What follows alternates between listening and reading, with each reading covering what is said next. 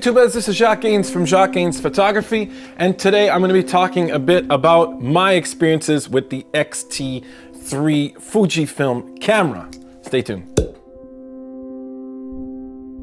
So hey YouTubers, first of all, before we start this video off, I just want to tell you this is untechnical. It's just, I'm throwing out thoughts of what I think of this camera right here, and I will be just telling you sort of how I felt about the actual camera itself, whether you should upgrade or which other camera by Fuji you might want to go to, or even by another company.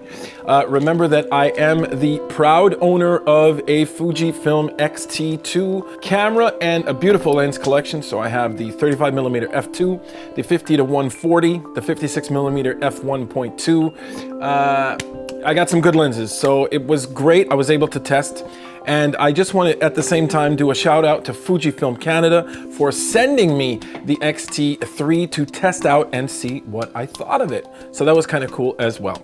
Now, I want to go quickly over a couple of things, and the first thing I want to start off is by talking about the ergonomics of this camera. It doesn't look a lot different from the Fuji X-T2, and that I will definitely confirm with you guys that it's not a lot different from the X-T2 when you actually put it in your hands and you use it. The grip is roughly the same. A lot of aspects about this camera physically do not change. Now, the things that do change though, however, is, and I hope I can get a focus in here, right here, your diopter, the thing you use to actually adjust for your prescription inside the eyepiece, has changed. You can actually pull the knob out, make your adjustment, and then push it back in. When you've pushed it back in, it stays locked. Now you say, well, that's a little thing, but it's actually a big thing. And it's a big thing for people who are on a camera all friggin' day. And anyone using a camera that other people might use, it's kind of a bonus to have that locking system there on your camera. It makes it so that there are no de-adjustments, and when you actually go to focus, you look at your focus and you know it's true or not. However, I do want to mention a lot of things change when you go inside the camera, and they change in terms of focus performance and also the type of focus you can do. So to me, the big changes between the X-T2 and the X-T3 are the following. Your capacity to do eye detection instead of just face detection, I thought was a really good thing, and it works extremely well on this camera. That is a big thing, and it's a big upgrade. Wedding, sports, action photography, any of those people, you might want to pick up the X-T3 instead of the X-T2 because it is definitely more, it's more, how can I say, it's more spiffy, it's more quick on the go. I did notice a lot of fantastic increase in low light performance on the X-T3. You can push the X-T3 all the way up into the 3000s, even the 4000 ISOs, and you're gonna get a nice shot. Now, that being said, you gotta really wanna care about your low light, and you're talking to a guy who doesn't care that much about low light performance, be it in video or photo, because I truly believe that if the scene is dark, it should be shot dark. But if you do care about that, you're gonna get a lot more sharpness. You're gonna see it a lot in the JPEGs. You'll see it in the RAWs as well. Again, that being said, I find that with the X-T2, when you do actually go into low light and you push your ISO, I found the graininess really nice to look at. It's just a nice graininess. Now, if you're working with raw photos and you're in the dark a lot, you're doing fashion and you're retouching, you know as well as I, a lot of graininess is not a lot of fun to retouch. Therefore, you might be better off with an X-T3 if low light performance is your bag. Now, let's get into video. And this is where the X-T3 is right up there with a lot of other cameras. They offer a lot. They get rid of a lot of the crops when you go into 4K shooting. It also has internal 60p 4K on it. It has some fantastic bit rates also offered with the camera. So it is a huge upgrade if you want to go to video to go over to the X-T3. So if you're thinking of something where you have a video workflow, you want to be future-proof, you want great pictures, you're gonna get them from both. However, if you want to have that cinema sort of workflow where you can work in cinema 4K, you can work in great bit rates, you can also work in all intra. They have a lot of great bit rates also in slow-mo. You're going to want the X-T3. The X-T2 might be something where you can still film, but you can do corporate and stuff like that. But let's say you want to shoot a small film, I would definitely tell you guys, go get the X-T3 and don't buy the X-T2. All the reasons I'm telling you to go and pick up an X-T3 are reasons where you might want to go get an X-H1.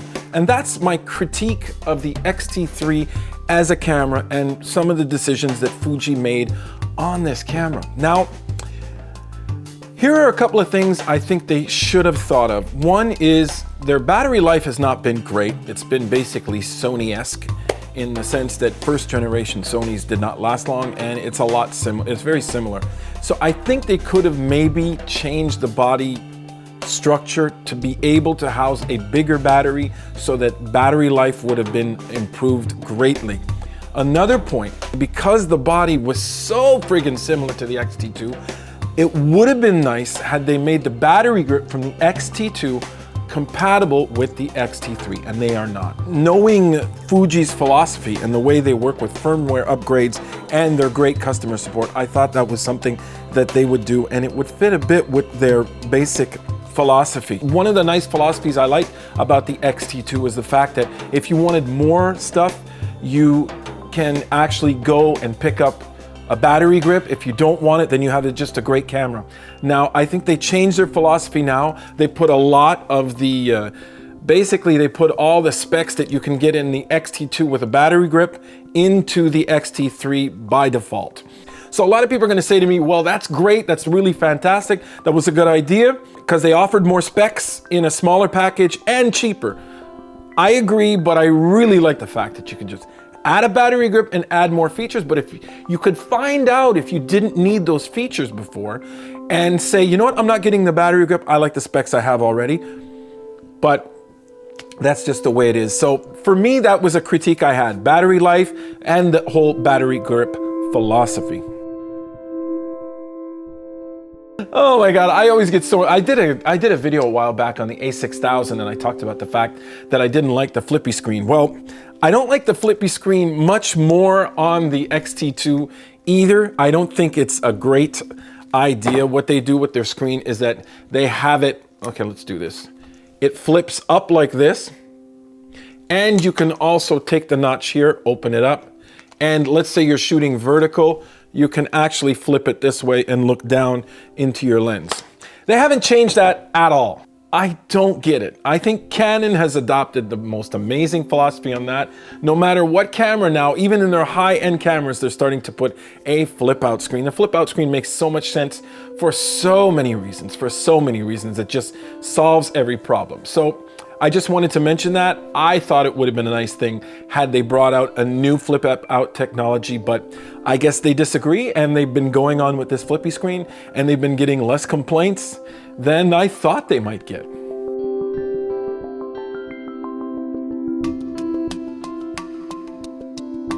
Here are some reasons why you might want to skip the X-T3 and go straight over to the X-H1.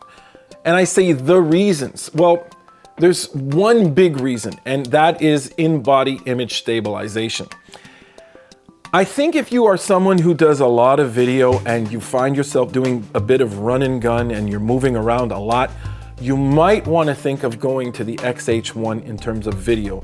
You got the same specs, relatively speaking, as the X-T3, but you also get in-body image stabilization. And if you have stabilization on your lens, you have dual image stabilization. And I think Fuji neglected to put the in-body image stabilization on the X-T3, and I think it could have been something that was good. Possibly, I think they didn't put it in because they told themselves, listen, we're gonna market this as a stills-only camera and not something that goes in the video. But what's weird about that is they still offered a ton of video specs on the X-T3. So, I think what I would tell people is if you have an X-T20, and you're thinking of upgrading, The X-T3 would be a consideration. If you have another type of camera, you could go for the X-T3. You are roughly along the likes of the A7 III, not the A7 IIIR because it's a high megapixel count camera, but you're roughly competing with that same camera right there, and you're getting roughly the same specs, albeit not full frame. But that's what you're competing, so those are two cameras you might want to consider.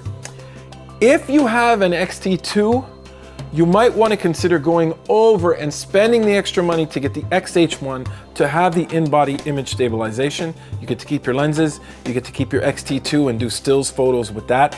So that might be the deal. So the X-T3 sort of fills a niche that's a bit small. It's very small because if you're an X-T2 owner, you're not going to move to the X-T3. I don't think it's worth it, not with the new firmware. If you're an X-T2 owner and you're doing video and you want to upgrade, you might want to go for the X-H1. I am not criticizing Fuji for doing this because within their ecosystem, it makes a lot of sense to come out with the X-T3 without in-body image stabilization. But unfortunately, they are selling cameras in a huge market with other competitors out there. Now, they also have Canon and Sony coming out with full frames and more mirrorless cameras. So because there are other companies offering in-body image stabilization, the decision to go with the X-T3 without it is a bit quirky and a bit weird. Therefore, all I'm saying is the following, is that I understand why they did it within their camera systems, but I don't understand why they would do something like that in the whole marketplace, because the reality is there's a lot of in-body image stabilization happening now, and it's something they should have, and they should have had it on the X-T3. So let's examine some JPEGs and look at how the X-T3 fares in low light. Okay guys, this is going to be really quick. I'm just going to analyze some files. I did a gig recently where I was in the dark. It was like a Tibetan bowl thing where the guy sort of plays these bowls and they make sounds and everyone sort of meditates around him. And obviously it was a great occasion to actually analyze low light shots. I don't want to go too much into the details. You can go to other channels to check that sort of detailed sort of review out. But here, if you look at what I did was I just brought and singled out a couple of shots that are at high ISO. This one is f2.8, 1/60th of a second, ISO 3200.